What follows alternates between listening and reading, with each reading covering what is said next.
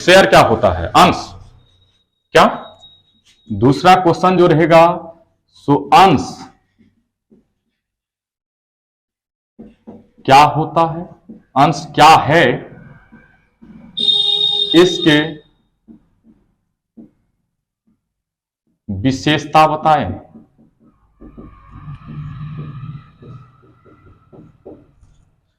अंश को इंग्लिश में हम शेयर के नाम से जानते हैं। शेयर क्या होता है? पूंजी के छोटे छोटे भाग को अंश कहते हैं। एक कंपनी की पूंजी विभिन्न इकाइयों में बटी होती है, उनमें हर एक इकाई को हम अंश के नाम से जानते हैं। क्या नाम से जानते हैं? अंश के नाम से जानते हैं। इसके बाद पहला परिभाषा समझ लीजिए, पूंजी के छोटे छोटे भाग को हम अंश कहते हैं। और दूसरे शब्दों में लिख लीजिए, जो एक कंपनी की पूंजी विभिन्न इकाइयों में बटी होती है, उनमें हर एक इकाई को अंश के नाम से जानते हैं।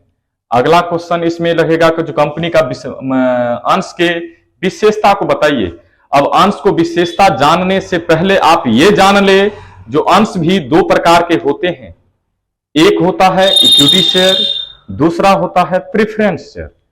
इक्विटी शेयर को हिंदी में समता अंश बोलते हैं, प्रेफरेंस शेयर को हिंदी में पूर्वाधिकार अंश बोलते हैं। इक्विटी शेयर क्या होता है और प्रेफरेंस शेयर क्या होता है? इक्विटी शेयर वह अंश जिसके धारक को लाभांश प्राप्त करने का अंतिम अधिकार होता है, उसे हम इक्विटी शेयर बोलते हैं। और प्रेफरेंस शेयर वह अंश जिसके धारक को लाभांश प्राप्त करने का प्रथम अधिकार होता है, उसे हम प्रेफरेंस शेयर कहते हैं। अब इक्विटी शेयर और प्रेफरेंस शेयर की विशेषता को समझ लीजिए। इसके मालिक को हम इक्विटी शेयर होल्डर बोलते हैं और इसके मालिक को हम प्रेफरेंस शेयर होल्डर बोलते हैं। मतलब इक्विटी शेयर मालिक को इक्विटी शेयर होल्डर ही बोलेंगे और प्रेफरेंस शेयर मालिक को प्रेफरेंस शेयर होल्डर ही कहते हैं। दूसरा, इसके धारक को लाभांश प्राप्त करने का, मतलब इक्विटी शेयर धारक को लाभांश प्राप्त करने का अंतिम अधिकार होता है, जबकि प्रेफरेंस शेयर धारक को लाभांश प्राप्त करने का प्रथम अधिकार होता है। ये बातें उस निर्देश में डाल दिया जाता है जो इक्विटी शेयर खरीदते हैं और जो प्रेफरेंस शेयर खरीदते हैं। तीसरा, इसके धारक को, मतलब इक्विटी शेयर धारक को लाभांश बिना निर्धारित दर से दिया जाता है, जबकि प्रेफरेंस शेयर धारक को लाभांश निर्धारित दर से दिया जाता है।